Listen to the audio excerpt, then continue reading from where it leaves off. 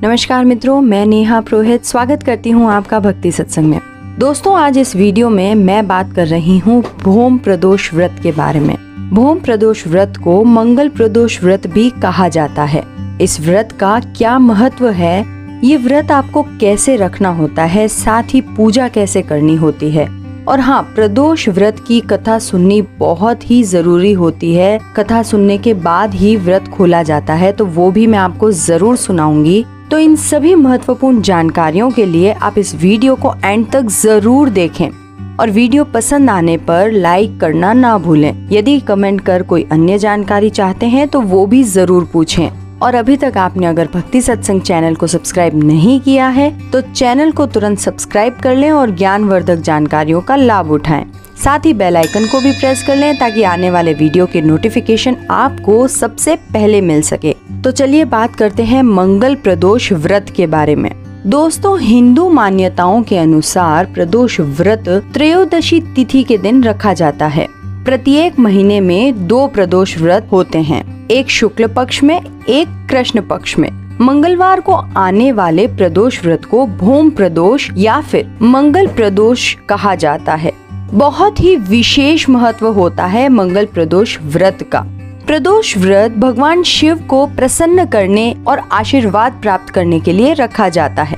मान्यता है कि प्रदोष व्रत करने से सभी प्रकार के दोषों और कष्टों से मुक्ति मिल जाती है। साथ ही इस व्रत को रखने से भगवान शिव की कृपा से मोक्ष की प्राप्ति होती है।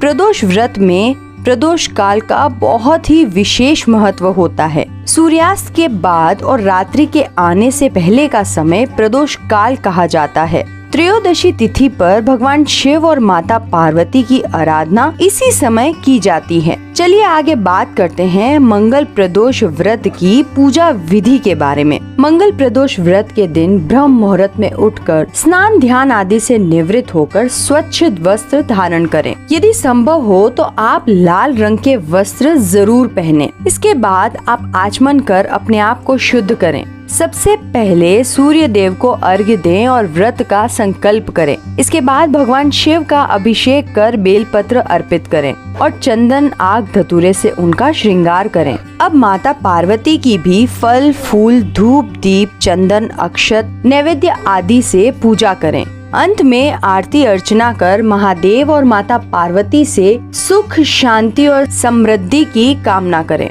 दिन भर उपवास रखें। शाम के समय दोबारा स्नान कर स्वच्छ वस्त्र धारण करें और पूजा घर में 5 रंगों की रंगोली का मंडप बनाएं। उसके बाद आप कलश की स्थापना करें और महादेव और माता पार्वती के साथ हनुमान जी की विधि विधान से पूजा करें। पूजा के बाद आप शिव चालीसा और हनुमान चालीसा का पाठ अवश्य करें। पाठ करने के बाद आरती कर प्रसाद का वितरण करें। इन सब के पश्चात आप फलाहार करें। यदि आप चाहें तो एक समय का भोजन भी आप प्रदोष काल में पूजा करने के बाद कर सकते हैं। चलिए अब सुनते हैं भोम प्रदोष व्रत की कथा।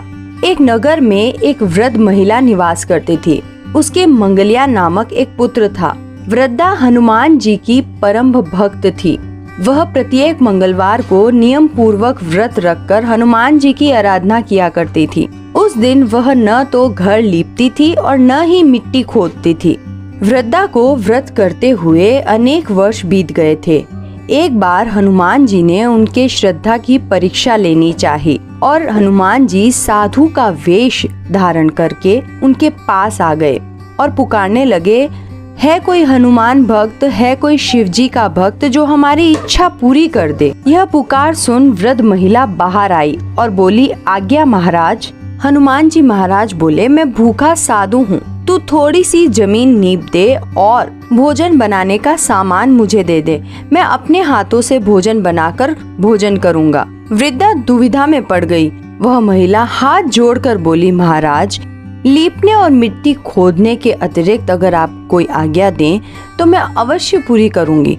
साधु वेशधारी हनुमान जी ने 3 बार प्रतिज्ञा करवाने के बाद कहा, तू अपने बेटे को बुला, मैं उसकी पीठ पर अग्नि प्रज्वलित कर भोजन बनाऊंगा। वृद्धा के पैरों तले जमीन खिसक गई। वह क्या करती, प्रतिज्ञाबद्ध थी। उसने मंगलिया को बुलाकर साधु के सुपुर्द कर दिया और स्वयं रोते बिलखते अंदर चली गई।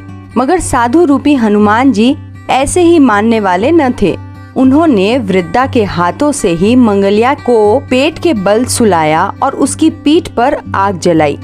इधर भोजन बनाकर साधु ने वृद्ध महिला को बुलाया और कहा कि अब मंगलिया को पुकार ताकि वह भी आकर भोग लगा ले। इस पर वृद्ध महिला बहते आंसुओं को पोंछकर बोली, उसका नाम लेकर मुझे अब और कष्ट न पहुंचाओ।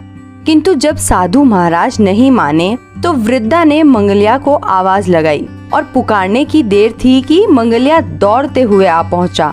मंगलिया को जीवित देख वृद्धा को सुखद आश्चर्य हुआ। वह साधु के चरणों में गिर पड़ी। साधु महाराज अपने वास्तविक रूप में प्रकट हुए। हनुमान जी को अपने घर में देख वृद्धा का जीवन सफल हो गया। उसके बाद उनके घर में कभी भी धन धान्य की कमी नहीं रही। हे भगवान, जैसे आपने उस वृद्धा का जीवन सफल कर दिया वैसे सभी का करें। दोस्तों, अंत में बहुत ही विशेष और महत्वपूर्ण चीज जो मैं आपको बताना चाहती हूँ कि कथा समाप्ति के बाद यदि आपके लिए संभव हो तो आप हवन सामग्री मिलाकर 11, 21 या 108 बार ओम ह्रीं क्लीं नमः शिवाय स्वाहा मंत्र से आहुति अवश्य दें। दोस्तों, भोम प्रदोष व्रत की जानकारी आपके लिए कितनी उपयोगी रही हमें कमेंट करके जरूर बताएं।